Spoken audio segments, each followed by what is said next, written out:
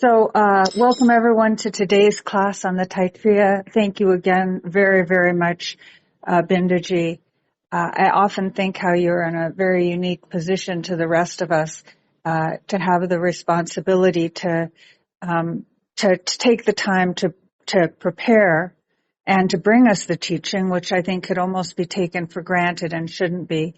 And that you've chosen to do this. And then like you're checking now, it's really clear your deep concern for us. And the other day, Prasad made a point to mention how touched he was that you, even though you couldn't make the one class, that you want the question and answer, you wanted that to still happen. So thank you for that. Thank you, Prakash, for supporting. That makes a big difference that you're here with us.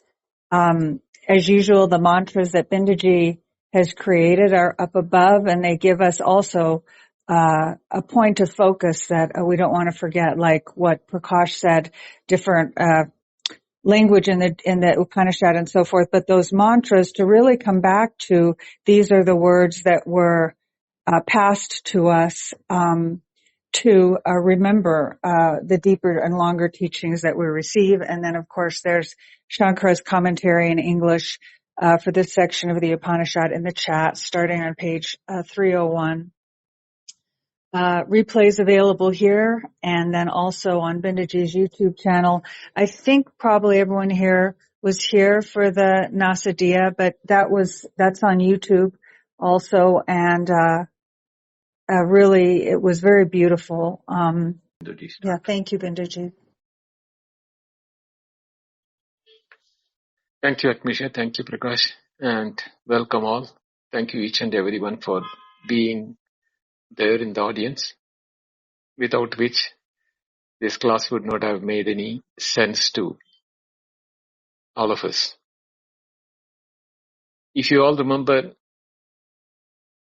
you will understand the first lecture of Taitareeya, which I did, was with the specific intent to direct all of you towards the difference between literal meaning and the intended meaning, or Tadastha Lakshana and Surupa Lakshana. This is the portion which is now coming handy for applying that knowledge.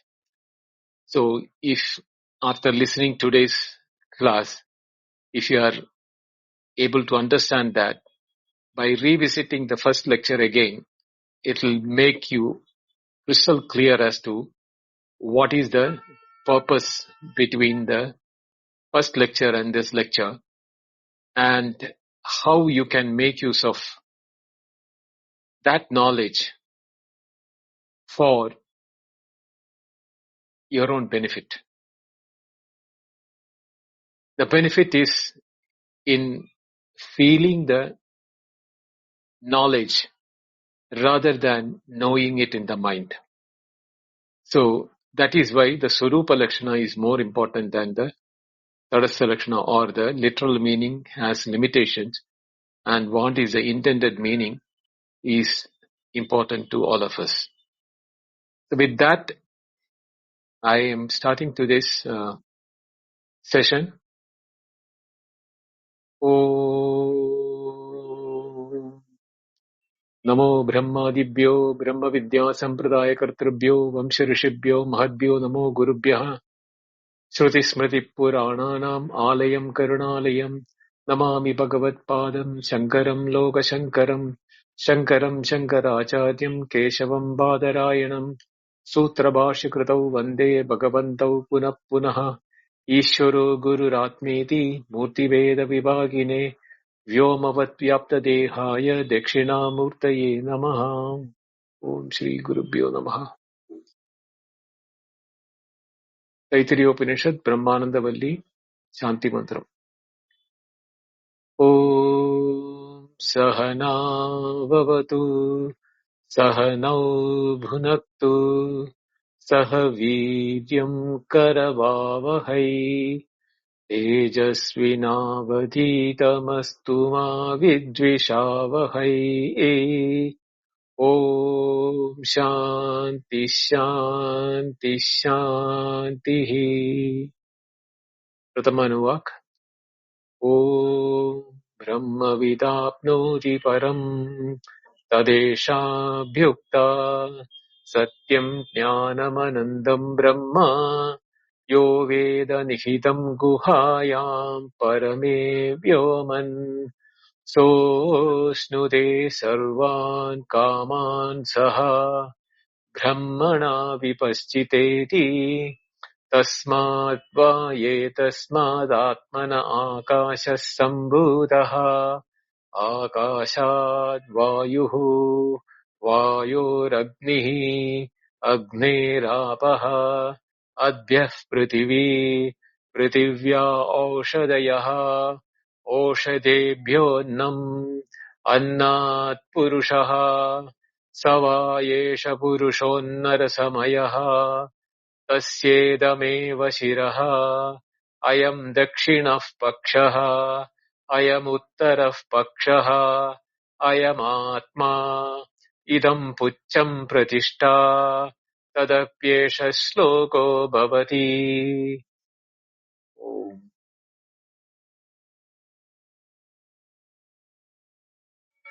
The opponent was asking about jnanam, nyapti.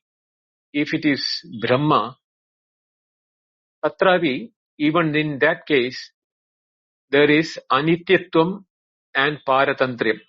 That is ephemerality and dependency.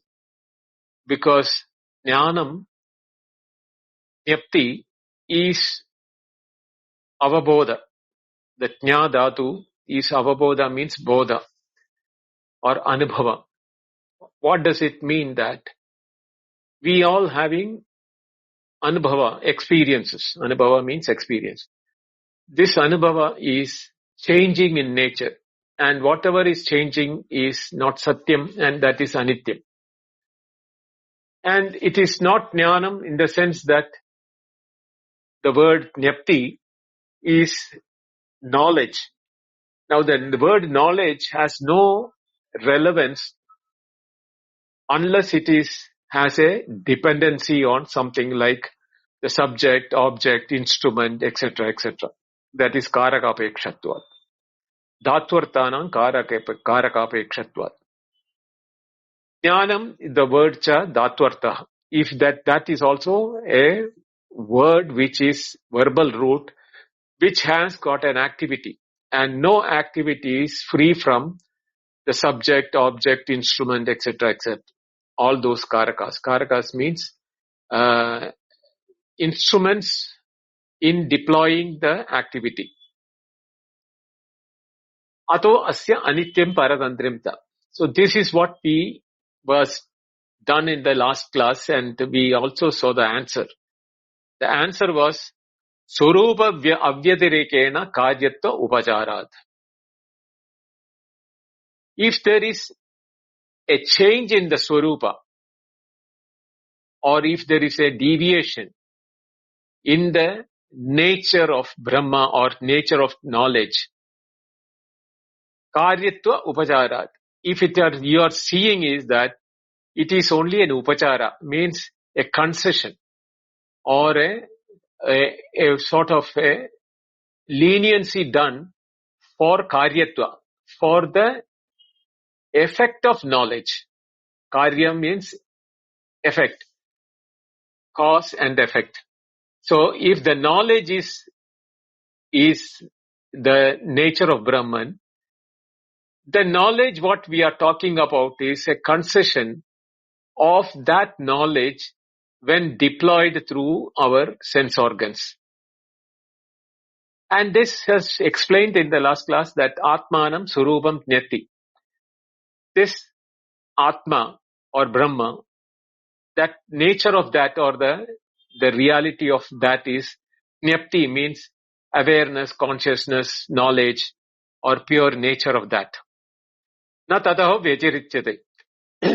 In the knowledge, it can never be, or can we bring in any sort of vyabhichara, means separation. that is not separated. Therefore, Nitya Eva. That is, it is not Anitya, it is Nitya. Because what is being explained as Anitya is the one which has a beginning and end. But if it is a Swarupa, it can never be separated from the Vastu, the Brahman or Atman. So, तथापि बुद्धेः उपाधिलक्षणया चक्षुरादिद्वारै विषयाकारेण परिमाण्य. So, due to the dependency of the upadhi means instrument, in which it is being utilized, the knowledge is now being utilized by the intellect or the mind. There, in conjunction with the sense organs, Vishayakara, in the form of object, understanding of the object, Vritti Rupa, that is Avabhasa, Shabdadi Akara, Shabdam, Sparsham, Rasam, Rupam, Gandham, all those 5 sense organs have got thoughts. They are in the form of name and form, and that name and form is the knowledge what we mistake or misunderstand as the knowledge of our nature or our Brahman or the Brahman. No. Te Atma Vijnanasya Vishayabhuda Utpadyamana Eva Atma Vijnanena Vyapta Utpadyante. This is happening because the ever-shining knowledge or the nature of the knowledge which is enlightening in nature, when it is Vishayabhuda, when it is being objectified through Utpadyamana, by creation of the objects in the different due to the sense organs, bringing the knowledge of the sense organ or the information of the sense objects. Vyapta Utpadyate. It is spreading the object and cognizing the object, either in the form of sound or light or touch or smell, etc. Tasmad Atma Vijnana Avabhasaschate. Therefore, they are not the Swarupa nature, but they are the Vritti Rupa stage, or that is why called Avabhasa. Avabhasa means reflection or separated from the original one. Avabhasate. Like the sunlight reflected on a reflecting media can also do the job of the sunlight. In a place where there is no direct sunlight falling, it can be directed that place to get the light of the sunlight. But it will depend upon the quality and the nature of the reflecting medium. The sunlight will undergo through a change. So they same way, the Atma knowledge, which cannot be separated from Atma, is now being used by the reflecting medium of the mind, and through the sense organs, we are feeling that we are having the knowledge in the mind. But they are all Vritti Rupa, or in the form of thoughts in name and form. Vijnana Shabda Vachyacha Dhatvartha Buddha. But if you look at the Vijnana Shabda, or the Jnana Shabda Vachyacha, the word knowledge, which is being referred in the mind or the intellect, Dhatvartha Buddha, that is literal meaning, because the concession which is being given to the word, same word, instead of knowing the original nature of the word Jnapti, it is now being used as Jnanam, Vijnanam, or Prajnanam, etc. All those things are Dhatvartha Buddha.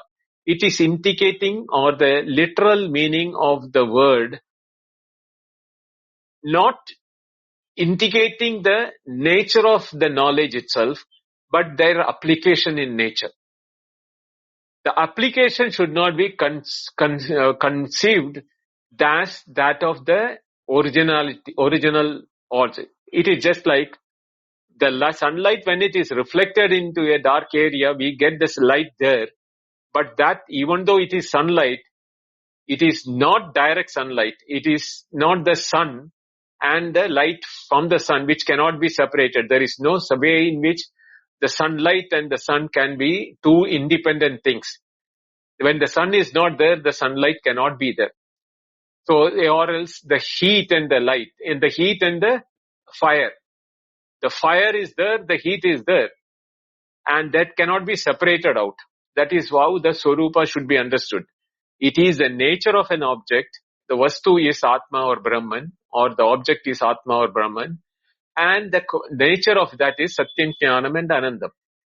And that cannot be separated or cannot be taken out from its context or in its nature, Swarupa Avastha.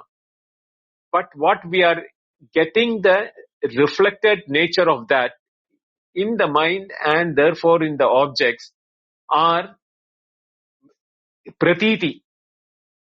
Pratiti means appearance.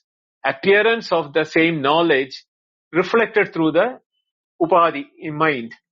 Vrikriya rupa iti avivegibi parikalpade. That is a parikalpana or a imagination by the aviveki or those who are not doing proper investigation or the enquiry into the nature of knowledge, but undertaking the nature of knowledge, what is being experienced, all the experiences, including knowing, feeling, thinking, touching, feeling, all those things as knowledge in its impurity. But they are not the knowledge in their purity, they are Datvartaha, means they are the dependency and they are anitya.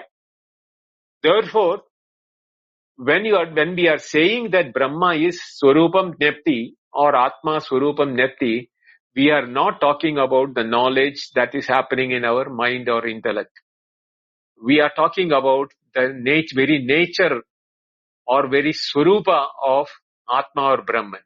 Now, how does this one Atma or Brahman Swarupa to be known? That is where today's class we are going to start.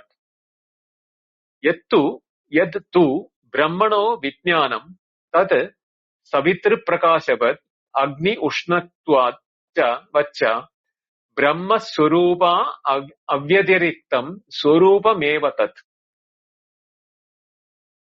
Yattu, that what we are talking about, Brahmanaha Vijnanam, that is the Jnapti Swarupam of Brahmana or the knowledge of Brahman.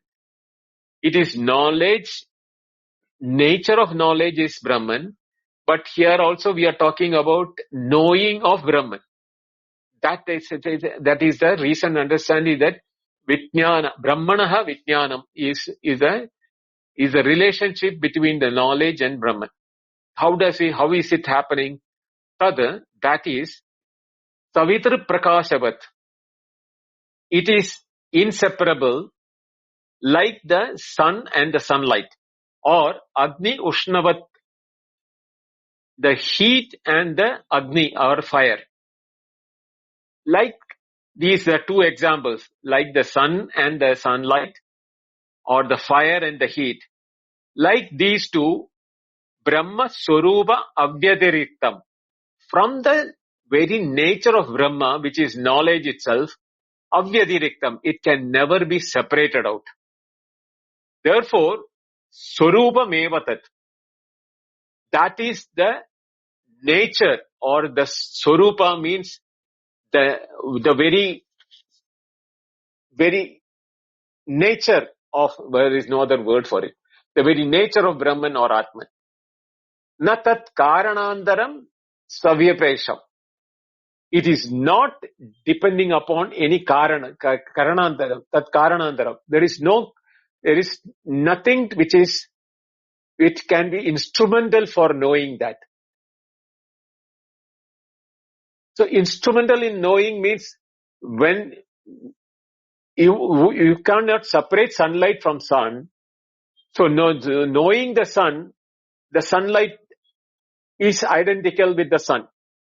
Same way, the fire and the heat. The moment you know the heat, you know there is fire or a source of heat for it.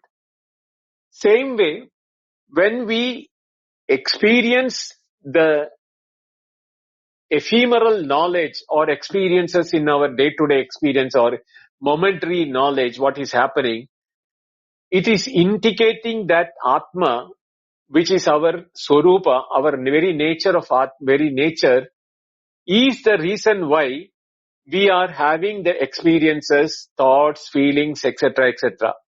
The moment Atma is not being used as Karanatvat, is not becoming a Karana for this purpose of experience happening in our mind and the body and the intellect and the mind body complex, that body becomes a dead body and there is no experience of whatsoever in the body. So it shows that the presence of the heat shows that there is a source of heat. Same way, the presence of experience in our body is very much indicative of the nature that there is the source of the knowledge or the experiencing entity which is because of which we are having the experiences, and we are mistaking that experiences as our nature. Therefore, when we think that when the Atma is not shining through the mind, intellect and the body complex, the body has no experiences. It becomes an inert jada or inert object, which very well shows that it was the Atma because of which everything is happening. Now, why is it so? Nitya Swarupatvat. It is Nitya and it is a Swarupa. Every moment or every experience, including the experience of deep sleep, Atma is present. So there is never a moment when I am the Atma. I means the Atma, not the ego. I am present, not present for experiencing. Even when I say I do not know anything in the deep sleep, my own experience of deep sleep I cannot deny. The experience of deep sleep, of not knowing anything of the deep sleep, or the absence of my feeling of body-mind complex or the individuality of all of those things, cannot deny my presence or the Atma's presence in the individual when he is in deep sleep. The vyabhichara or the functions of the mind and the thought and the vritti is happening only in the Jagrat Swapna. Therefore, the experiences can be felt in the mind and we are feeling that is the reality. That is the reason why we think that the waking is a reality, because waking is able to deny the reality of the dream. But we are never able to deny the reality of the waking because our experiences are all depending upon our waking. Including to that extent that we are now including the deep sleep, which is an independent experience where there is no mind, that also as an experience of not knowing anything, even though we were knowing ourselves, our true nature, we are saying that we are not knowing anything because the waker doesn't want to accept that, but give that gap as a experience of not knowing anything. Even though we were knowing our own nature, that since it is not functioning through the mind, we are now putting the blame, saying that it is a state of ignorance. A lot of people call that in the Sushupti we have ignorance. The ignorance is of the waker which is being superimposed on the dreamer, on the deep sleeper, and to say that there is this thing. But we are the original Atma, even in waking, even in dream, even in deep sleep state. But we do not know our Atma Swarupa in the waking. We obviously do not know it in the dream. Even when we are in the Atma Swarupa of the nature of Atma in the deep sleep, the waker will deny that and putting an ignorance state that I knew nothing. That fact that I knew nothing is from the waker's point of view. But from the experience of the deep sleeper, it is an experience of its own, where there is no two, not dviyamasti, where there is no second one to experience. It is all by itself. It is experience of in pure experience. That is the way in which is that. Nitya Surupatvat. Why it is saying? Sarva bhavanam cha tena avibhakta desha kalatvat. That is the most important word here. Sarva bhavanam, all experiences, cha, and tena avibhakta desha kalatvad. Avibhakta means you cannot separate it by desha kalatvad, by using the space and time in the atma bhava. That is sarva bhava. Now sarva bhavanam is the word which is now will become what is Sarvajna. How I am going to explain that. So sarva bhavanam chate avibhakta desha kalatvat. What happens is that all experiences what we are going through is conditioned by desha and kala. Desha means space, kala means time. So desha kalatvad, due to desha and kala, due to space and time, the experiences of the mind is divided. Whereas in the case of deep sleep or in the pure Brahman or Atman, there is no desha kala, and therefore it is avibhaktam, means inseparable, or it cannot be doing. Kala akashadi karanatvad niradishaya sukshmatvatcha. Kala akashadi karanatvad.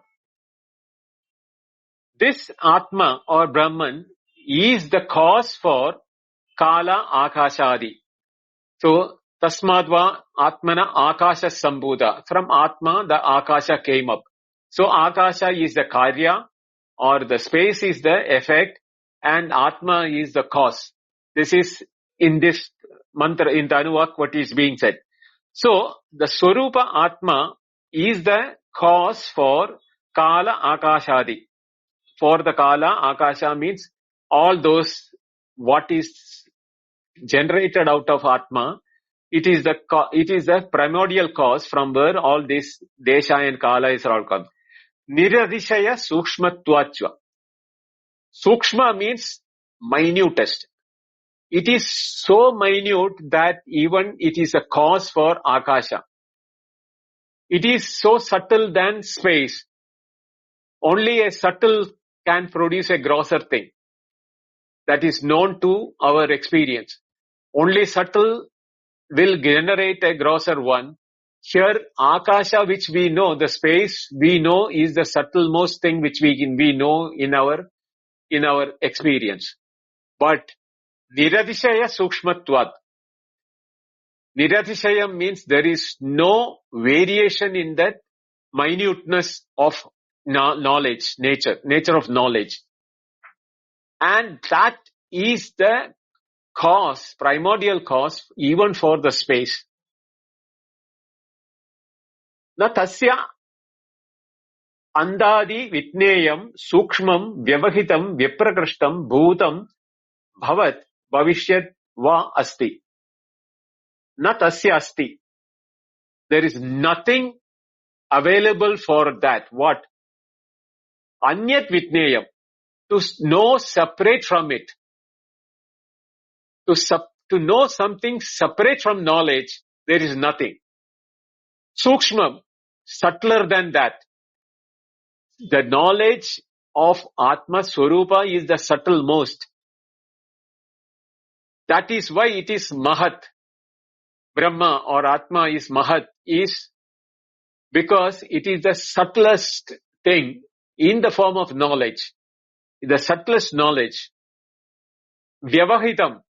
It is not obstructed by anything because it is permeating through everything, so nothing can obstruct it. This knowledge is all-knowing.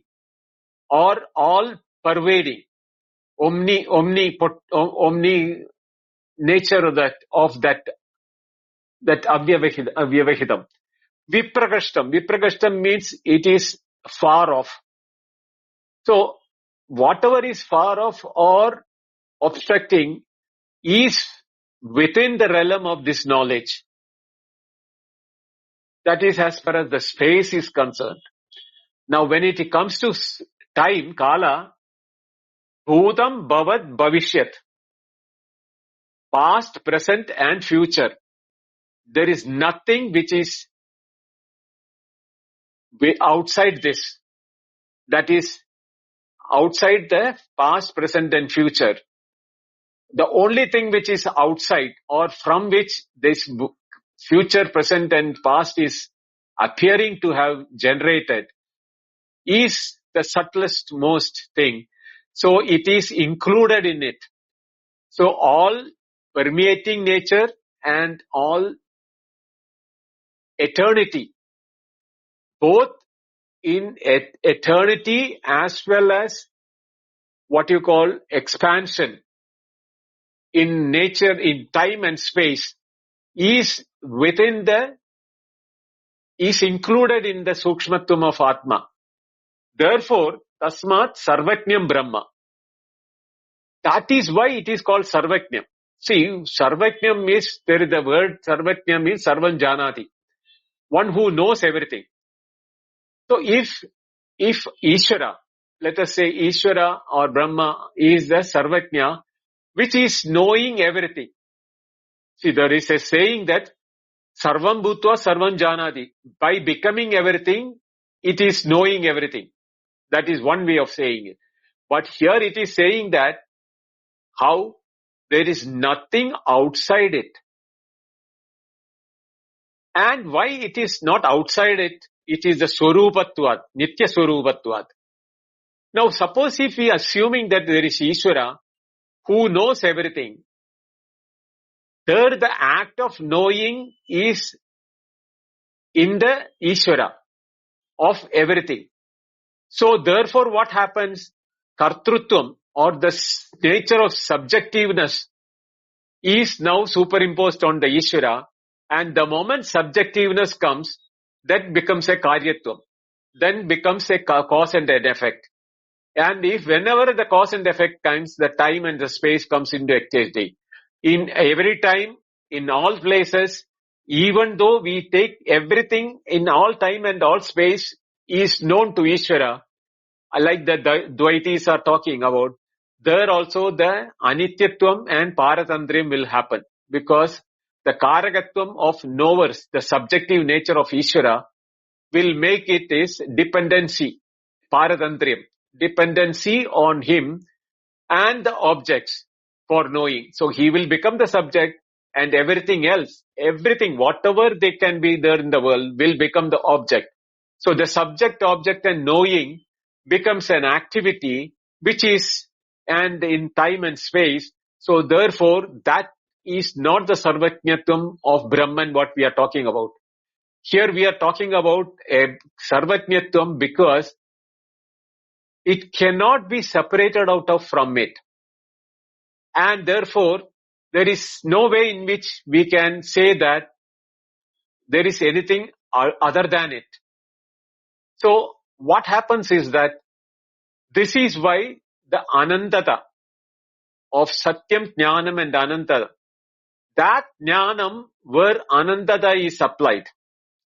So we are now going to a next phase of understanding this as interdependency of Anantata with Jnanam and Satyam. Nitya Swabhava, Jnana Swabhava and Ananda Swabhava. Anandam and Anandam all are same. So what, because Niradishayam, there is nothing which is, having a variation in that. So there is the uniqueness or the unity in that nature. So this is now being explained in the next line. What has said here in between, I'm taking 2 lines from the sub-commentary. of Anand. Nityam chet jnanam tarhi tatra kartrutva bhave kadam sarvatnyatvam ityaha sarva bhavanam. So the same question of what is been asked, Anitya and Paratantriyam is now being discussed. Samvit avyavava avyavadhanam eva hi vishayasya siddhi.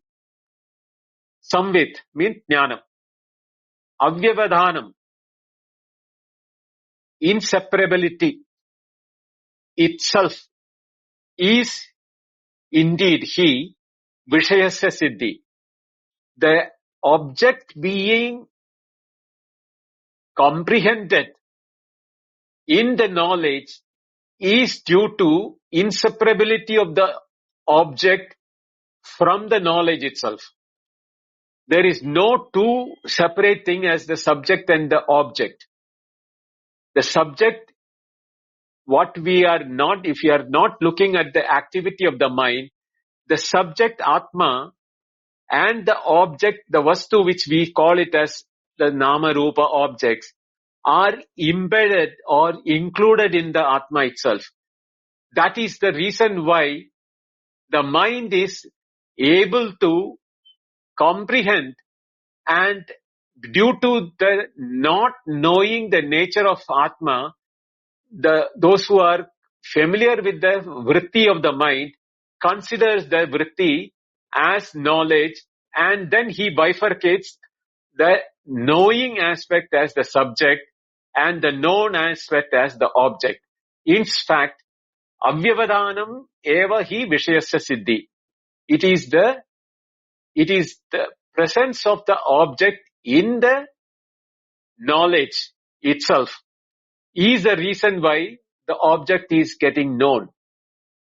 Sarvam cha samvit swabhavena brahmana vyavahitam iti sarvajnam brahma upacharyeta ityartha. So he is referring to the sarvajnam. How? Sarvam cha samvit swabhavena.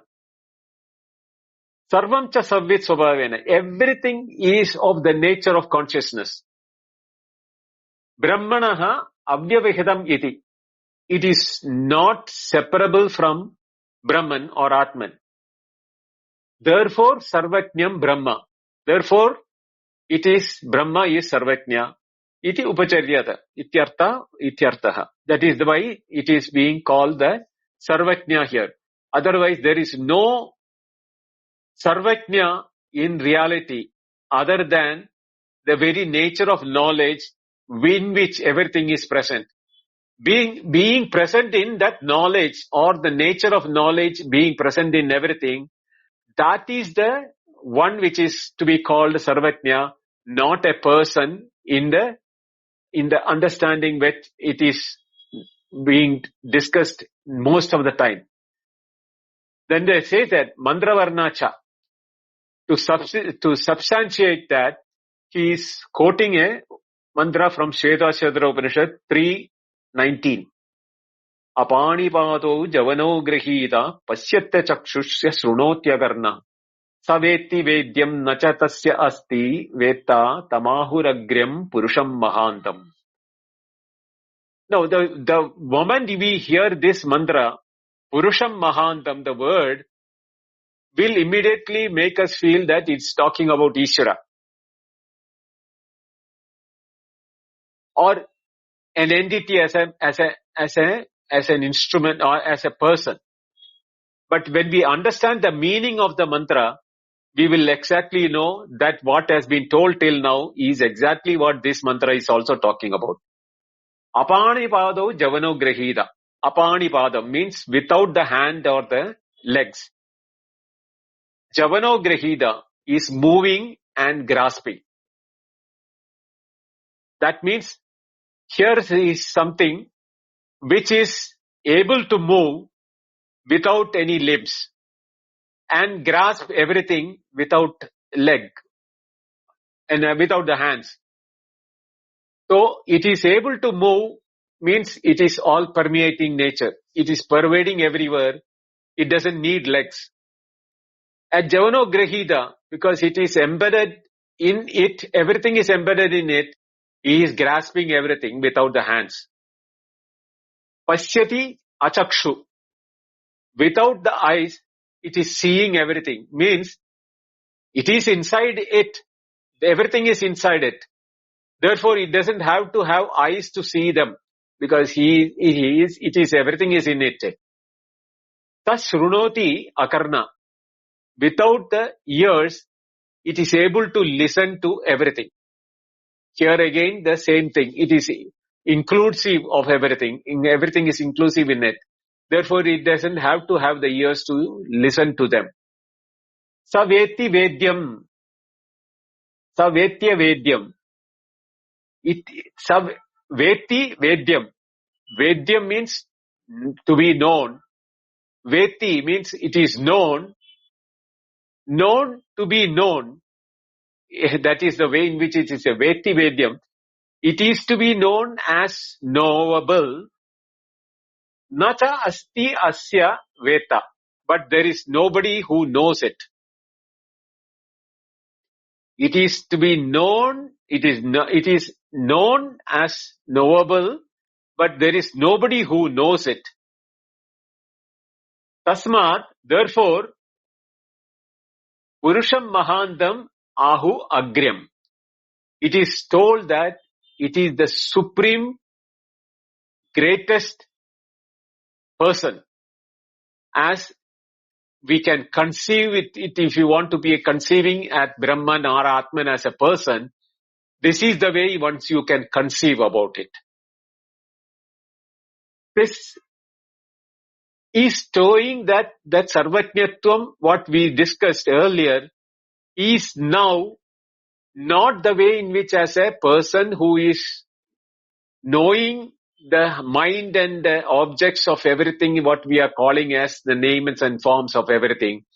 But here is the knowledge in which everything appears as consciousness, beings, not separate from that knowledge, but as extension of its own, within its own purview or with its own ambit. That is why we have to understand. Nahi vitnyadur vitnyade viparilopo vidyate avinashitvad. Nahi, not indeed. Vitnyatu, vitnyade, vitnyati, the knower's knowledge. Viparilopo na vidyate. There is not even iota of depreciation or incremental decrease for that knowledge. Vitnyadur vitnyati, viparilopo na vidyate. The reason is because avinashitvad, because it has no decay. So only a place where there is a decay, what we know about knowledge is decay. We know something now, we may forget about it. So the knowledge has gone through decay from our capacity. Here is a knowledge which has no decay at all. Therefore, the vitnyati or the knowledge of vitnyatu, of the knower who knows himself, or the one who is in the swarupa of knowledge, there is no decay. Therefore, why is it so? Natut dvitiyamasti, because there is nothing other than that. Other than Brahman, there is nothing outside Brahman. To know it or it knowing by itself, it is not by forgetting itself at any point of time, because it is avikari and what is called is avinashi, without any vinasha. It doesn't have any in parts or any formation or anything, or it is not decaying. Therefore, it is only possible when there is no second one. The moment you have a second one, then one can know the other one can diminish the other one, because infinity doesn't become a reality, because one limits one, the other one. Therefore, it is not infinity. Here we are talking about a infinitude of both time and space, in which it is pure knowledge in that. And it is Anandada because there is no second one in it. And it is Satyam because there is no Vinasha for it. It is na vyabhicharati. It is not happening. Therefore, Satyam, Jnanam and Anandam are the Lakshyartha. One word alone cannot suffice the definition for Brahman or Atman.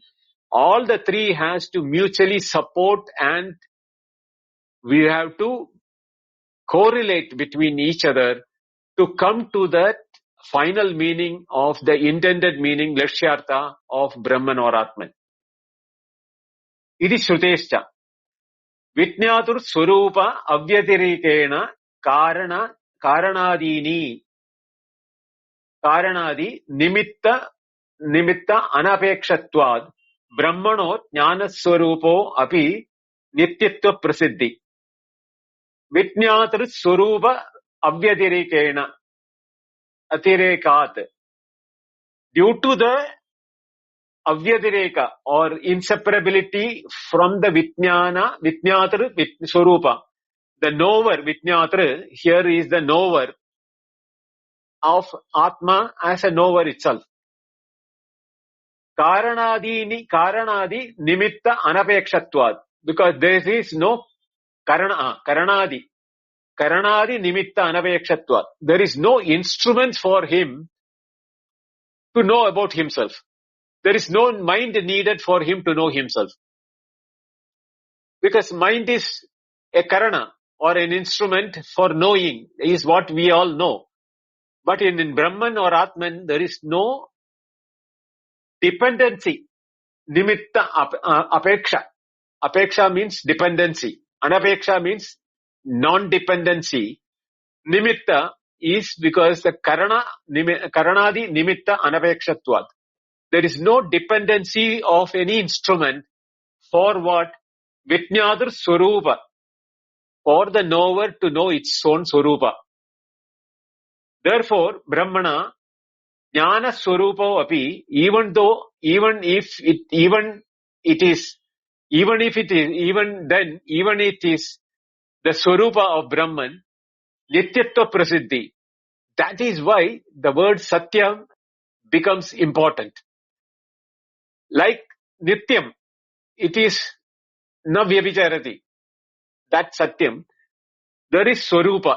That is the reason why one can never leave one Swarupa. The fire can never leave the Swarupa of heat, nor can sun leave the Swarupa of light from it. Same way, the Brahma can never leave the Jnana Swarupa of it. Ato naiva Datvartad, Dartartastat, Akriya Rupatvad. So there is no activity, Kriya, in the Brahman for knowing itself. And there is no Datvartvad, there is no dependency for the Karakapeksha. Therefore, it is not the literal meaning of the Jnana here. It is the intended meaning. Ataha, evacha, na Jnana Kartra. It is not a subject. Tasmad eva cha na Jnana Shabda Vachyam api tad Brahma. It is not a Jnana Shabda Vachyam, means the literal meaning of the Shabda Jnana, which is from the root to know. To know means verbal root, and it is a Vachyam means literal meaning, which has the dependency on the subject, knower, the object, the known, the instrument of knowing, mind. Like that, these dependencies that is not Brahma, Tad Brahma, not Tad Brahma. Tatapi, Tada Abhasa Vachakena Buddhir Dharma Visheshena Jnana Shabdena Tad Lakshyate Natu Uchyate. Tatapi, even then, Tad Abhasa Vachakena, the apparent meaning, Abhasa Vachakena, apparent meaning of jnana, buddhi dharma visheshena, due to the activity of buddhi means mind, by the adjectives applied to the activity of mind, is an apparent appearance of this knowledge. Jnana shabdena tal lakshate. Here, jnana shabda should be understood as it is an indicative to go to the swarupa, not remain as the knowledge in the mind. Natu uchyate. It is to be understood that this is not being literally said that the activity of the mind is not the knowledge what we are indicating here. It is the swarupa of Brahman or Atman. That is what is to be understood. Therefore, the Lakshana Vakya is to be understood from the word jnana when it is being told, not the jnana which is the vritti in the mind. That is the what is depending upon the kriya, the verbal root knowing. And therefore it has got anityatvam and paratantriyam. It is got in ephemerality and it is a dependency on the adjuncts like the subject, object, instrument, etc. Shabda pravritti hedu jatyadi dharma rahitatvad. Why? Shabda pravritti. The Shabda pravritti means the activity of the word. Is jnanam has got an activity. For that, there will be a dependency of hedu, jati, dharma, jatyadi dharma. So these are all the based on which any activity can be related or understood. The cause for knowing or what category of knowledge it is being told about the different categories of the objects, and dharma is a subtle in nature, gross in nature. Sometimes it is immediately known, sometimes it is not known immediately. All these are all the different reasons for Shabda Vachya Pravritti, for the activity of the Shabda called Jnana, to know. In the absence of that, this will indicate only the Lakshyartha, not to the Uchyartha or the Vakyartha.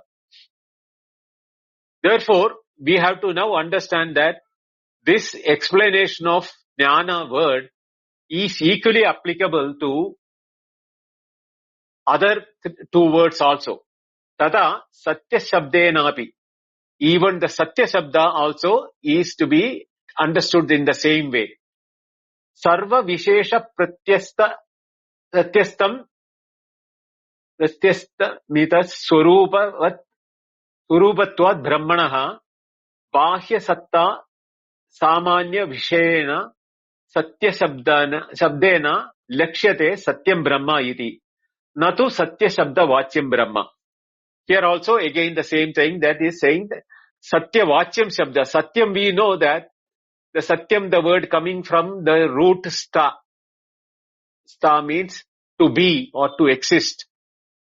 So we know the word exist means existing, to be existing, existent, all will be existent. All these word, the exist verb, to be, exist, or the word verb has got different applications depending upon the word we are using. That they are all called the Vachya Shabda or the literal meaning. But here, Satyam Brahma iti Lakshyate. That word where the existence or the existence which is Nitya, which is Satyam means Nityam also.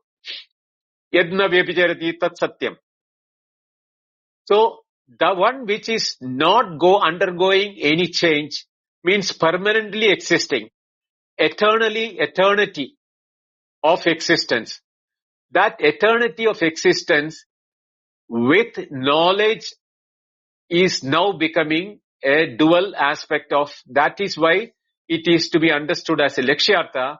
Not, you will never be able to understand any word of existence along with or the eternity with knowledge which is also expressed in the mind as vikara or a vritti. Through the mental thing, we can never know anything that is permanently existing, and that knowledge what is in the mind is changing. Then that is not satyam. Therefore, evam satyadi shabdaha iteretara samnidhanat अन्योन्य नियम्य नियामकः सन्दः सत्यादि शब्द वाच्यात् निवर्तकः ब्रह्मणा लक्षणार्थश्च भवन्ति इति. This one statement is the conclusion how the word, the sentences or lakshyartha and vachyartha have to be concluded. Satyadi shabdaha. Satyadi shabda means satyam, jnanam and anandam. All the three shabdaha. Iteretara samnidhanat. Interdependency on one another. The satyam is not independent of jnanam and anandam. Jnanam is not independent of satyam and anandam. Anandam is not independent of satyam and jnanam. Therefore, iteretara sannidhanat, anyonya, interdependency, mutually, anyonya means mutually, niyamya niyamakaha, it becomes regulator and definers. It not only the one word in the conjunction of the other two words regulates and defines the meaning of the word. Otherwise, the tendency for that word to take the literal meaning will be most perfect. But that has to be refuted or denied. The potency for that has to be denied. Therefore, the three words, Satyam, Jnanam and Anandam, are to be understood as mutually dependent and one becoming the regulator and the definer for the other two. And same way, the other two also will become mutually depending and this thing. Therefore, Satyadi Shabda Vachyat Nivartakaha Brahmana. Vachyat Nivartakaha. Therefore, from the literal meaning of the Satyadi, it is now being freed. Nivartaka means free. From the literal meaning, these words are freed. Brahmanaha, of Brahman. Brahman is now being freed because of the three words are not to be taken as the literal meaning, but their intended meaning. Lakshanartha cha bhavanti. Therefore, it becomes appropriate to take the intended meaning of the three put together, not the independent, individual, literal meanings. Ataha siddham. Therefore, it is confirmed what? Yato vacho nivartande aprapya manasa saha. It comes in this in the Upanishad and Kena Upanishad. Yato vacho nivartande. Yataha means from where? Vachaha nivartande. Words is liberated. Nivartande means liberated. The words are liberated of their independent meaning. Aprapya manasa saha. The meaning which the mind can concise through the vrittis or the happenings in the mind. That can be the meaning of the word Satyam, Jnanam and Anandam. But that is not. Therefore, along with the mind and the words, when it is freed from the limitations of the mind and the literal meaning, then it becomes the Lakshyartha. Anirukte anilayane. In the Taitareeya Upanishad, the second chapter, in the same Valli, 7th Anuvaka, it will be mentioned. Anirukte. Anirukte means, nirukta means meaning. Anirukte means the one which is not defined. Anilayane, nilaya means abode or a place. Anilayane, you cannot place it somewhere or you cannot have an independent meaning for it. It will appear that the meaning which the mind can conceive and place it as this. No, we will, anything which is known by the mind has a placeholder to put it. Yes, it is this. I know Atma. Yes, I am the Atma. Even when the teacher says I am the Atma, the mind will say that yes, you are the Atma. But what is you? We have already got an idea what we are. And we will place hold at Atma as what we think we are. Not to understand what is the lakshyartha of the word, tad tvamasi, when it is being told. So, anirukte, anilayanecha. So, iti avachyam, it is freeing from the literal meaning. Nilotpalavat vakyartatvam cha brahmana. Like the blue lotus,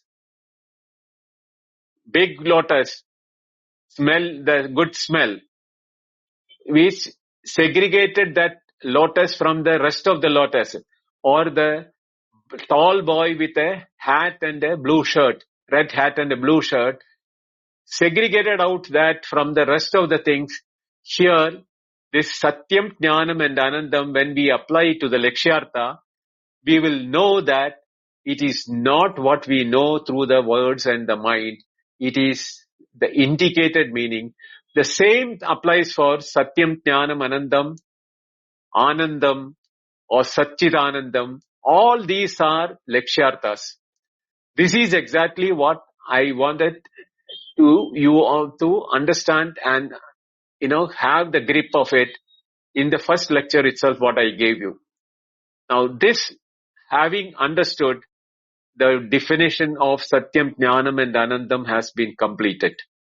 Now, and Atma also has been mentioned, Tasmat Etasmat Atmanaha has also been completed. That part of the Pradama Anuvak has been completed.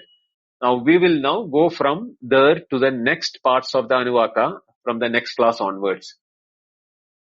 So I'll stop here and we can take question answer sessions.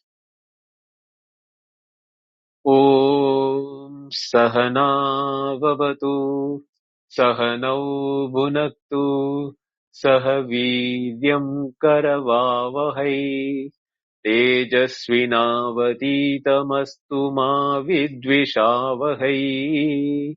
Om Shanti Shanti Shanti. Om Purnamada Purnamidam Purnat Purnamudachyate Purnasya Purnamadaya Purnameva Vashishyate. Om Shanti Shanti Shanti. Harihi Om. Shri Gurubhyo Namaha. Harihi Om. Thank you. Dhanyavada.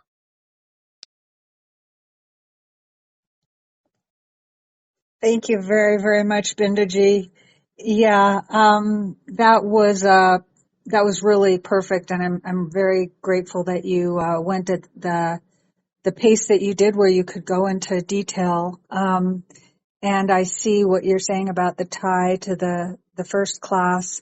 And also, I think most everyone here today, we know each other, almost all of us, quite well over a long period of time. So I'll just refer back, the Nasadiya, there was some discussion most of us were in about some, what is metaphysics versus what is mystical.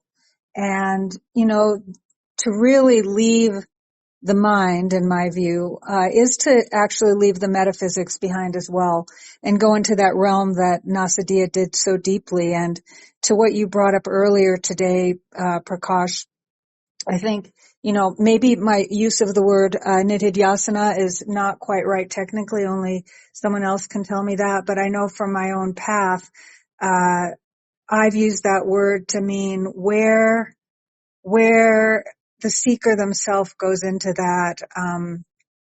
that mystical realm. And I felt like you were speaking of that in a way today, Bindaji, how to find the way into that space. I don't want to take too much time on that, although maybe I'll speak later.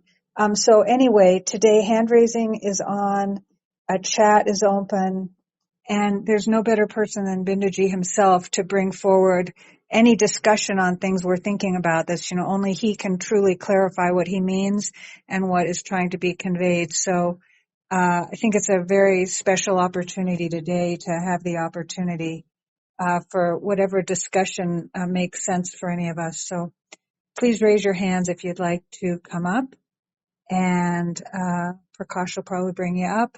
And while we wait for that, Prakash, did you want to bring forward any topic?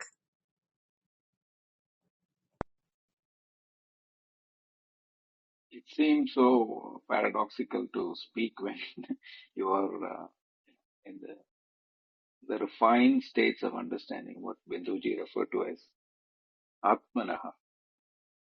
So when the Swarupa has already shifted that framework, there's no questions. But there can be clarifications, right?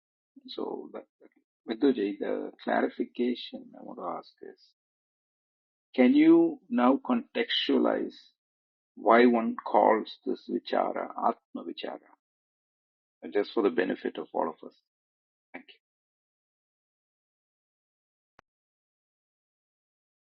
you. The Atma Vichara is being referred to as what we know as Atma or the self has been conditioned by the mind, and therefore we have a lot of mental imagination about our Atma, our own nature. It can be due to listening to lectures, reading books of your own, and listening to YouTubes and other things. But what happens in that process is that the mental picture what we create about Atma will never be known unless the limitation of mind and the words is put across in the right earnest. Everything else can be brought under the realm of words and the thoughts, or the words and imagination. But here is one talk when one object, vastu, our own nature, or the nature of Brahman.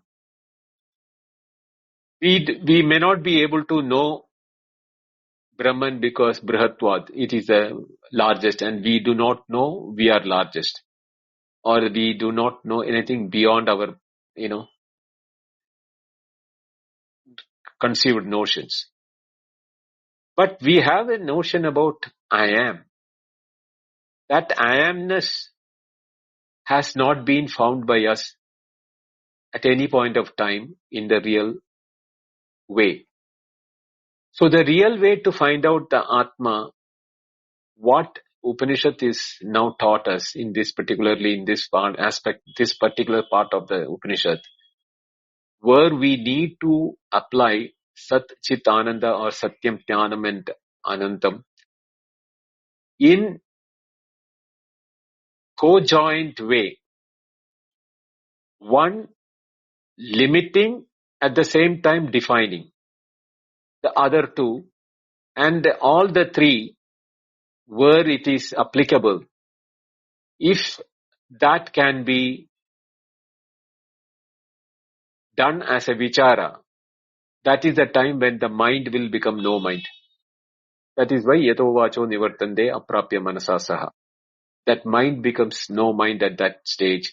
And there, the enquiry will not be an enquiry. It is a stage or a state where the knowledge and the knower and the known becomes one.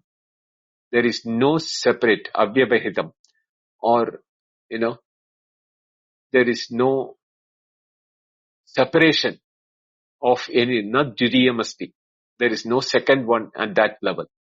And that unique, unitary experience, we can call it as aparoksha only.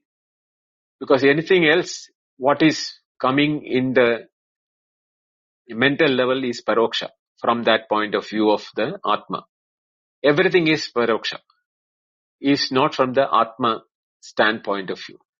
So the vichara, where it will take you to the aparoksha nature or the immediate nature. Aparoksha means the most immediate. There is no instrument required in between. No, the knowledge, the knower and the knowledge. That is what we have to now understand as the Atma Vichara.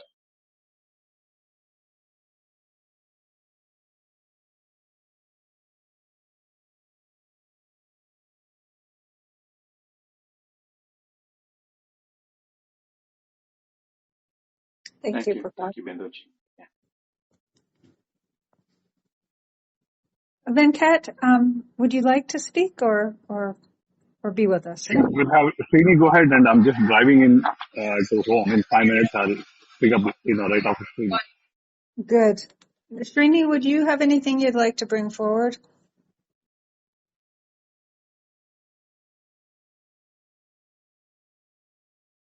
You are muted, Srini.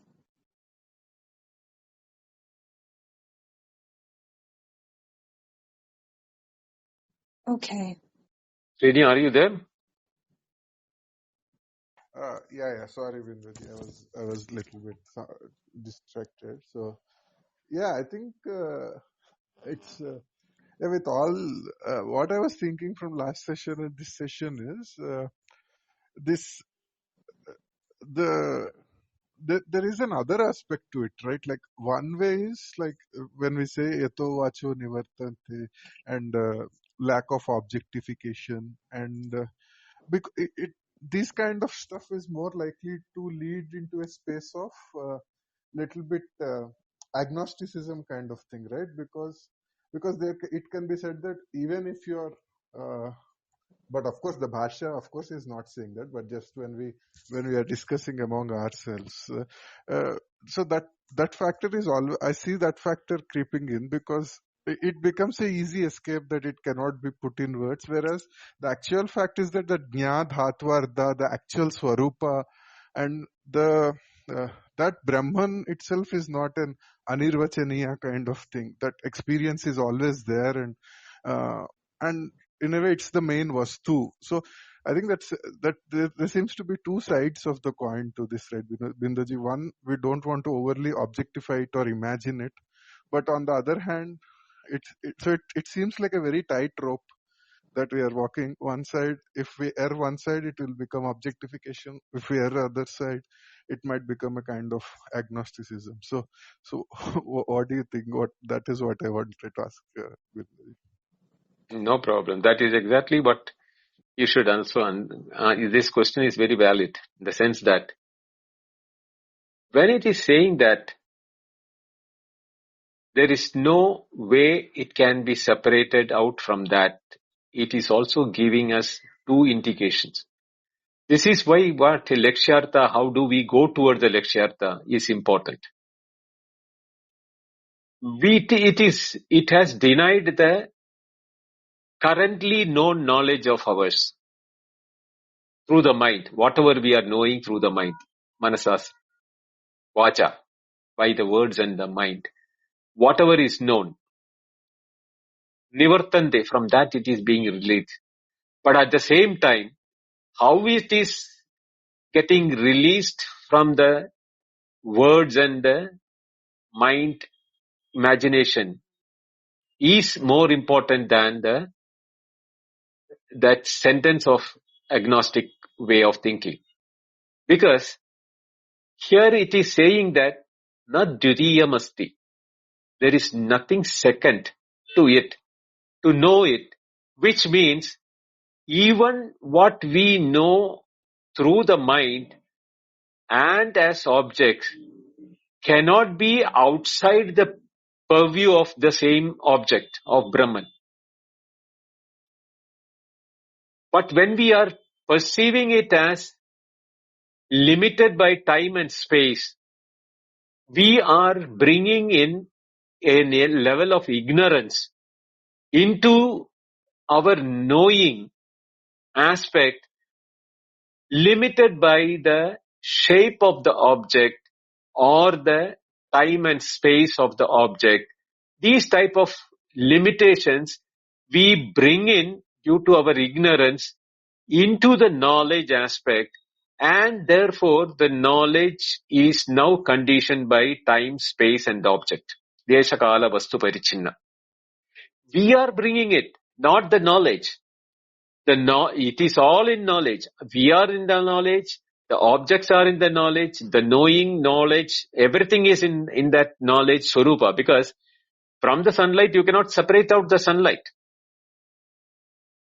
Same way that this knowledge, what is being experienced in the mind, and by the object as an object of knowledge or known object, there is nothing outside knowledge which you can say is present. Because the moment it is present, it falls within the realm of the knowledge. So there is no way you can make anything outside the knowledge.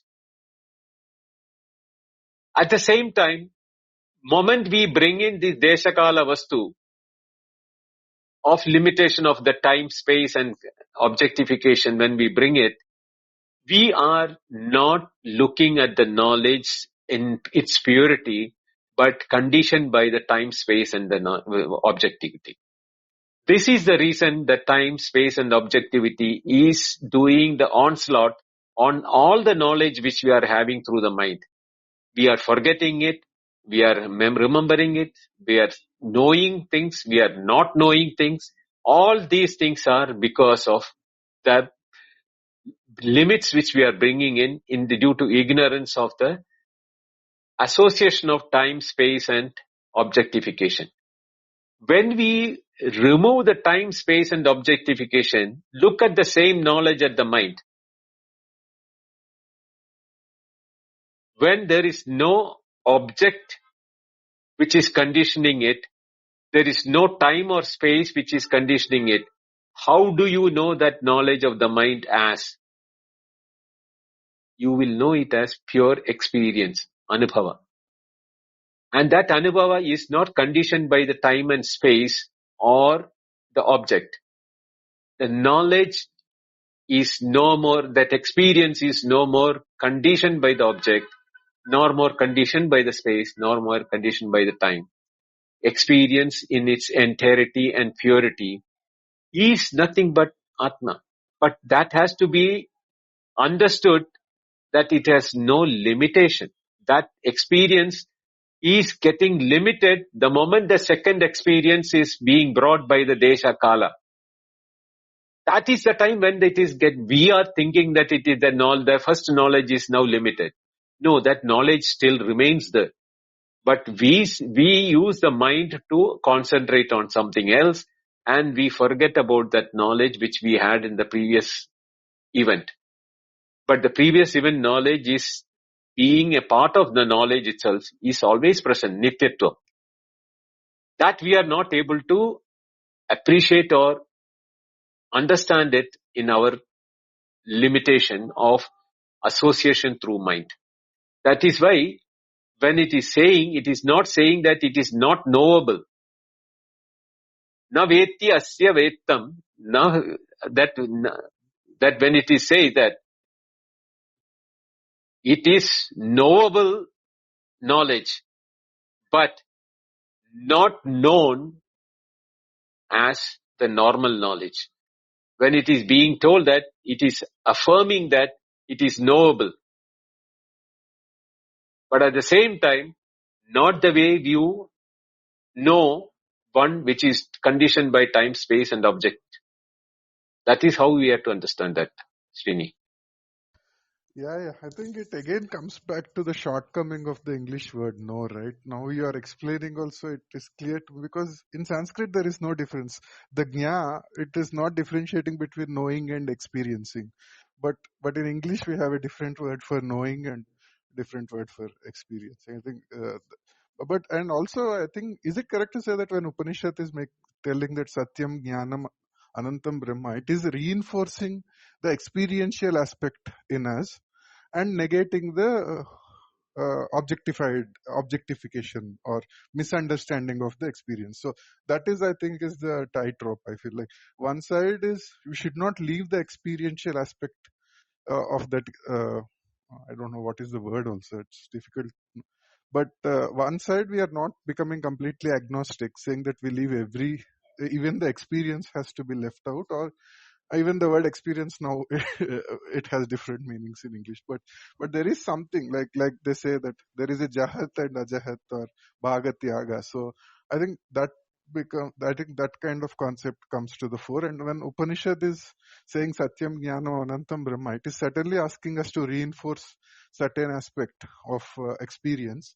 And when Shankara is explaining the right way to understand that, he's helping us remove the objectification part. Is that a right way to understand, Bindaji? No, it is you have to understand that every knowledge, in reality, it is an experience. But what we call it as knowledge is the definition of the name and form and things like that. The name and form are not knowledge. They are descriptions. The descriptions, when it is being understood or known, it becomes a knowledge in the form of an experience. That knowing of the description is an experience. When you remember that, you may call it as a memory, etc. It's a different issue altogether. When you recall from memory also, you are having the experience of knowing the object again, even though the object may not be physically present within the realms of the sense organs. But the memory is an experience again. So all knowledge is indeed experience.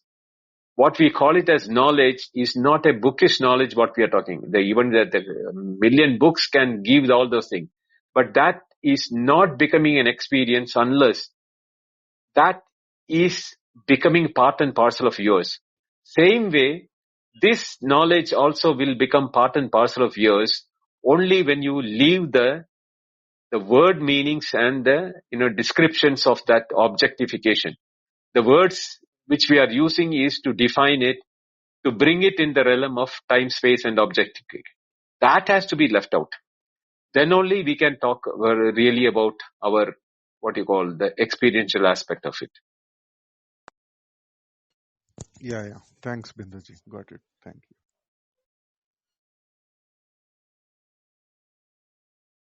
Venkat, are you in a position to speak yet, or should we go to Ganesh? Oh, good, please. So Please. sure. So I'm just extending Binoji, whatever is very important. So that not the Triputi Abhadita is the Gnanam we are talking about, because we talked about Desha Kala Vastu Abhadita. Is this a Triputi Abhadita? Question number one. Natru Gneya Gnanam. It's like living the truth or living the knowledge. It unconditioned knowledge. You use the word. Now, one question is that Triputi Abhadita? That's a question. I think I'll have a follow-up after this. What are you looking as Triputi Abhadita? In your this thing, what is Triputi Abhadita? Gnatru Gneya Gnanam, that in an experience, there is a three-way split. So there is no three-way split in the way we are now describing. Gnanam is pure experience. Only experiencing on, no experiencer, there is no Gnatru, there is no Gneya. It's just Gnanam. That is pure experience. Is that the way to put it? There is no Triputi. No way. Good. they can be done in two ways. If you remove the Triputi, then what are you talking about? There is no knowing at all, no knowledge at all, if you remove the Triputi. In, But when you are, when you are, but when you are, when you are, when you are, when you are talking from the point of view of knowledge, without the Triputi, the knowledge itself becomes non-experiential. But if you consider it as non-separate from the knowledge, but the Triputi, what you call as the threesomeness of the knower, known, and the knowing, as nothing but knowledge itself, in its own purity, the names which we give the three are due to our bringing of the three aspects of time, space, and objectification.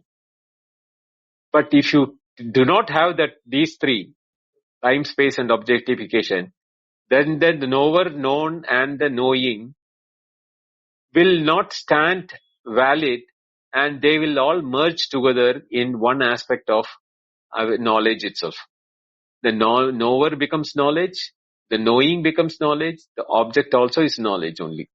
There is no separation from that, because the separation is being brought by Deshakala Vastu, time, space, and objectification. That separation cannot be applied. That I'm saying, that is we are bringing it because of our ignorance of the limitation of the mind. That is why the Triputi, even though you may call the Triputi being there, the Triputi will not stand independently without the knowledge as the reason why they have the Triputi nature. okay, Vendaji, I think this is fair enough. Can we put a word to it? Is that a yoga? Because in yoga, there is no yoga. That there is no separation in yoga. So, the right way to put is gnanam, alternate to gnanam, is also yoga. We are not talking about yoga here. Because See, the yoga and all aspects are all within the realms of the mind. Here we are talking about pure knowledge, Venkat.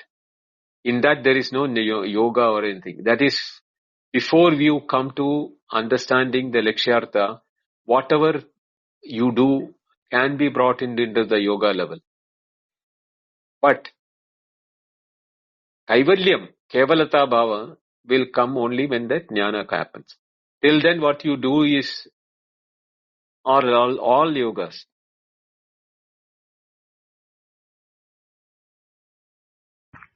okay, I think the only context I was applying it is the Triputi discussion we are talking. The inseparability in the experience is as good as yoga. That is how I brought it. Okay, we will leave it for now.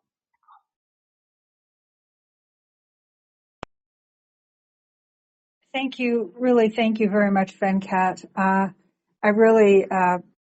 I think we owe a lot to people who are willing to ask questions, not just the things that they feel quite sure of, and some of you are very good at that. So thank you. We're going to go a little bit over. We want to make sure and give time to the people who are already on the speaker panel. So therefore, hand raising's closed. But to remind people that we have a general Advaita Q&A at 8:30 p.m. IST this Sunday here. So if you have more discussion on this Upanishad or anything else related to Advaita Vedanta that you'd like to speak with Bindaji about, we have that more open Q&A on Sunday. So with that, we'll let Ganesh take whatever time you'd like. Thank you for being here, Ganesh. Thank God, Mr. Namaste, Binduji. Namaste. I had sent you a message in the chat box. Yeah, I read that. That's why I pulled you up. Yeah, today it is very, very flabbergasting experience. I was baffled, and after Srini and Venkat discussed, a little more clarity came, in the sense that the laksharthas of Satyajnanam Anantam Brahma are to be pondered over with the general meanings intact in the mind, and which cannot in any way help the mind. So whatever we know, it is not that. And it is only the bhava, what is that? Bhava rupa, that is jnapti. So that has to be pondered over consistently. And once it becomes an experiential aspect of those things, I mean, it could be realized at the end, and in no way, I mean, that might touch upon the aspects of nirantara nididhyasa state of mind, I feel. Otherwise, as you said, these are all the indicators to in that path of realization, I feel. Anyway, I am a little, I might be sounding a little foolish. I don't know. Really, today I'm in a little confused state, but after listening to the other two speakers' discussion with you, a little more clarity has come. Finally, all words and experiences of the mind will take us nowhere in this total journey, spiritual journey, I feel. So it is better to adopt, rather to practice with these Mahavakyas, and just doing manana of those things might end up with the experiential aspect of it. That's what I could feel today. Am I right? You please shed some light on that. You're right, Ganesh. We have to understand that the mind has a nature in which it can have knowledge or experience. But that is limited by the conditioning of time, space, and objectification. But there is the knowledge aspect in and through of all experiences. All experiences are knowing or knowledge. That there we do not separate between the knower and the known, which normally the mind does. Even when we are knowing, we do not give importance to the knowledge embedded in the knowing. We are more concerned about the description of the nama rupa or the experience aspect of it. Even if it is cold or heat, we are more on to the effect of hot and effect of cold rather than the experience of heat and cold. If you remember that Pratibodha Viditam Matam, which I often keep on telling, that is it's also telling exactly the same. Every bodham, every experience is a knowledge enshrouded into time, space and causation by the mind. But the time, space and causation or the objectification is the nature of mind, not the nature of knowledge. And why knowledge is happening in the mind is because everything is knowledge or the Atma Swarupa in everything. The object, the subject, the knowing, everything is Atma Swarupa. But the instrument is defective. Instrument has to immediately condition it by time, space and objectification. Therefore, the knowledge which is being reflected in the mind also gets conditioned by the time, space and the objectification. Like the sunlight, however much purer the reflecting medium, mirror and everything is there, it has got the limitation of the size of the reflecting medium.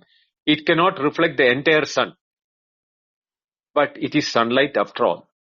Even when it is reflecting sunlight only. Even when we are seeing our own reflection on a mirror, we think we are seeing ourselves. No, we are seeing the light reflected from our body onto the mirror and reflected back to our eyes.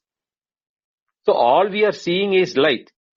But even when it is light, when it is being reflected and seen as light, only as light, we don't see the light, we see our face on the mirror. Because that is how the mind is made. So you have to understand that limitations of the mind is the reason why we are Manayeva Manushyanam Karanam Bandha Mokshayo. That statement, mind is the cause for both liberating us as well as clutching us into our limitations. So the only way is to see through the experiences, Pratibodha Vidita, which is exactly why. And how you should know? You should validate that with Satyam, Jnanam and Anandam. Whatever knowledge which you identify or experience should be defined, should be definable with Satyam, Jnanam and Anandam all applicable together, not independently. So most of the bhashyas are directed towards the perhaps misunderstanding of the mind to the real experience. It may imagine or it may logicize that whatever it is having is Satyam Jnanam Anantam Brahma. So this is a checkpost. When mind becomes restless to comprehend that thing which is Satyam, Jnanam and Anantam simultaneously, and finally it gets into only the contemplation mode where the real knowledge would be, would be obtained in an experiential manner, I believe. Yeah. Thank you, Binduji. Thank you very much. Thank you, Ganesh. But still, I believe that I have to listen to it twice or thrice. Please do that, and still if you have doubt, I'm always there. Yeah. Can we close, Atmisha? We should close. So thank you, especially Binduji. I think today's class was a good example of what you were asking about at the beginning. It's good to take the time that we need so that we can all contemplate on this. I thought if we were going another hour, I'd want to come back to Prakash's question on, how does the term nididhyasana relate to something like today's class? So maybe we can do that on Sunday. For everybody, and anyone who listens to the replay, if you're new to this house, please join the house above so that you'll see notifications, or at least you'll see notifications if you come frequently. Clubhouse is kind of odd that way. And join us on Sunday at 8:30 p.m. IST, which is 10 a.m. on Sunday Eastern Time, so that we can have a general question and answer with Advaita questions and topics with Binduji. Again, it was a really good class today, Bindu. Prakash, would you like to add? Just a heartfelt thank you to Binduji for everyone having coming and attended this session. Like you said, Artemisia, I think listening to the replay might help a lot when you come back to the question and answer session. Thank you. Thank you, Binduji. Over to you. Thank you, Atmisha. Thank you, Prakash. Thank you, Venkat, Srini, and Ganesh. And thank you, everyone who have been there listening to this whole class. Please listen to this if replay. And if you have any questions, do ask it on Sunday or the following class if you want to. And we'll continue our Upanishad class on Wednesdays and Fridays. Sunday will be question and answer session. Thank you all. Good night. Hari Om. Hari Om, Binduji. Good night. Hari Om. Hari Om.